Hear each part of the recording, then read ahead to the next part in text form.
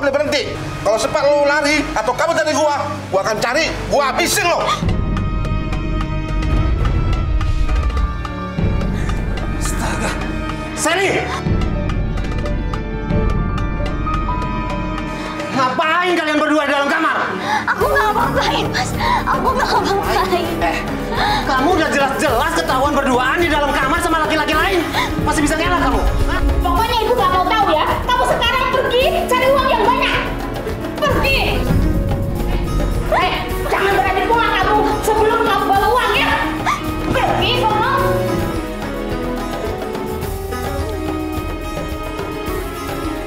Dan janganlah kamu mendekati zina. Sesungguhnya zina itu adalah suatu perbuatan yang keji dan suatu cara yang buruk. Quran Surat Al-Isra ayat 32.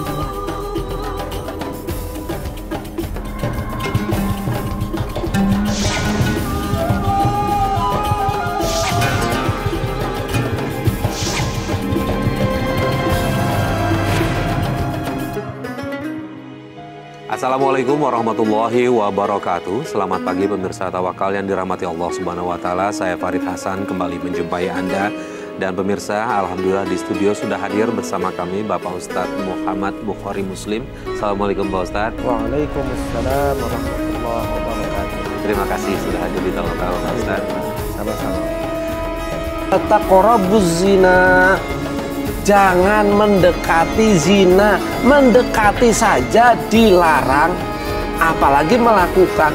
Nah, kata-kata wala taqrabu, jangan mendekati berarti jangan berdekatan pertama dengan lingkungan, dengan teman, dengan pekerjaan, jangan. Yang tadi Mbak Sally cerita, dia juga nyesel dari awal dia dekat dengan teman, ternyata temannya begitu. Maka pandai-pandailah mencari teman. Yang kedua, dengan mohon maaf tadi nyanyi keliling. Kalau misalnya dinyanyi keliling itu banyak terjadi hal-hal yang terjerumus dengan zina, maka jangan melakukan itu. Berhentilah dengan itu. Carilah rezeki yang lain. Karena apa?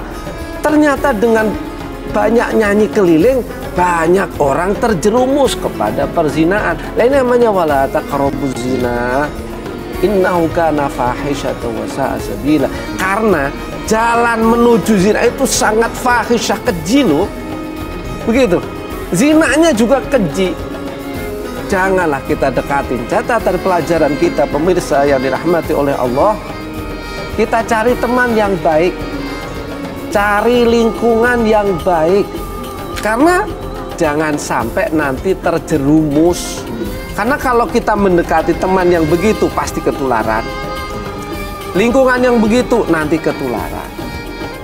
Tapi kita catat, Mbak Sally semacam ini saya kira banyak di sana. Karena apa? Dulu saya kira tidak ada kok orang itu mau jadi seperti Mbak Sally. Nggak ada. Pengennya jadi orang normal. Paling kita ngomongnya pengen masuk surga. Masa iya masuk surga dengan cara yang tidak baik? Gak mungkin. Kan seperti itu.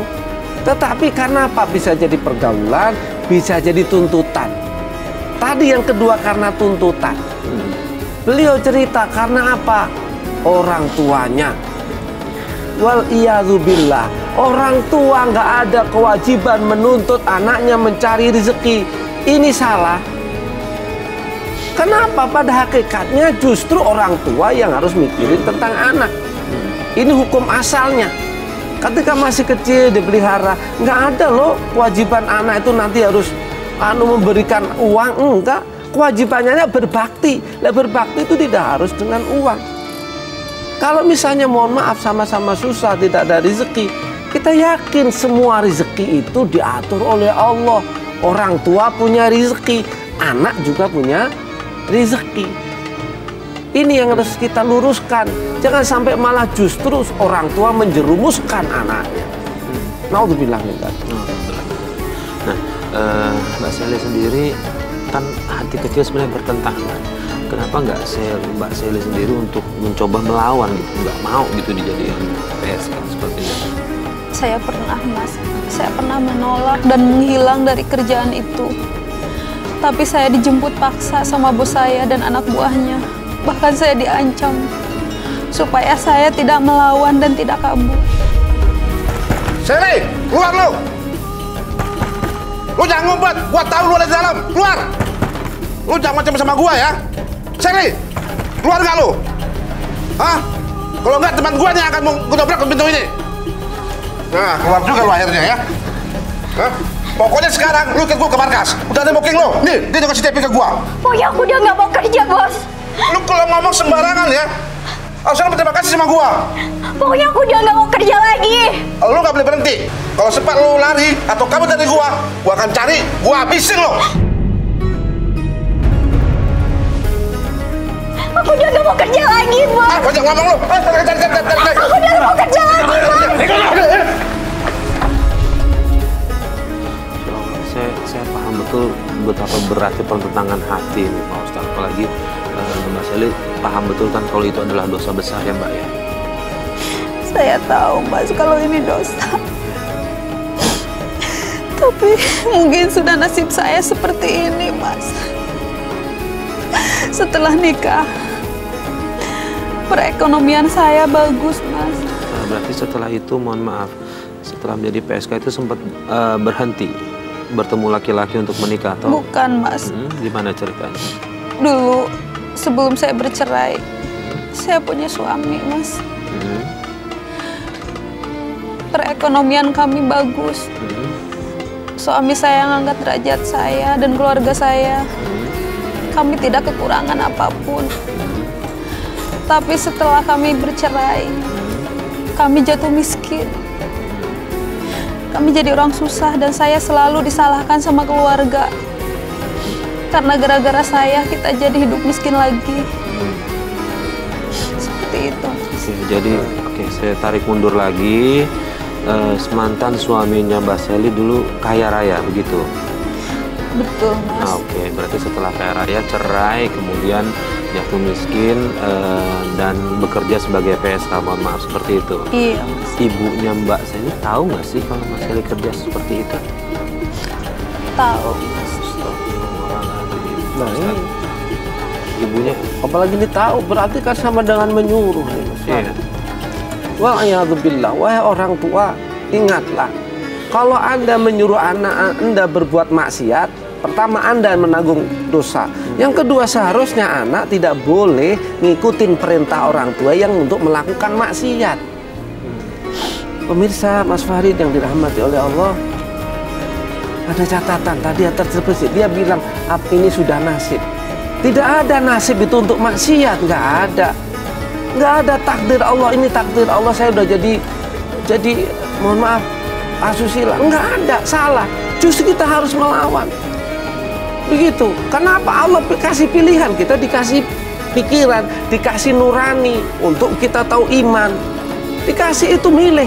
Anda mau milih kafir, mau milih mukmin, mau milih yang bagus atau milih yang nggak bagus. Terus kita ngomong, ini takdir, ini sama dengan menyalahkan Allah. Tidak ada. Oh, ini pilihan kita. Apalagi diceritakan tadi, Mbak Sally sudah pernah menikah. Kan begitu, ekonominya bagus. Terus ngomong, oh takdir saya ini ternyata kemudian miskin lagi. Tidak ada. Yakin, rezeki itu sebetulnya sudah ada.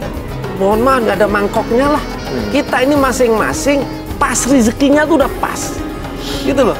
Yang tidak pas itu apa? Nafsu kita, keinginan kita pengen lebih dari apa yang kita butuhkan. Kita cukup baju 2, 3, tapi enggak cukup, maunya enggak, pengen seperti ini, pengen seperti ini. Jadi nafsu, keinginan ini yang harus dikelola.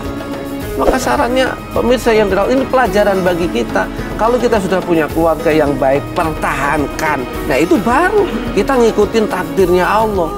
Takdirnya Allah apa? Kalau ada orang berkeluarga, ekonominya bagus, dipertahankan nih. Dengan cara apa? Taatlah kepada Allah. Itu Mas Farid. Mbak Sally, tadi keluarga Mbak Sally menyalahkan Mbak Sally kenapa mereka akhirnya jatuh miskin lagi gara-gara bercerai. Nah, penyebab cerainya apa ya, Mbak? Penyebabnya gini, Mas. Dulu saya selingkuh.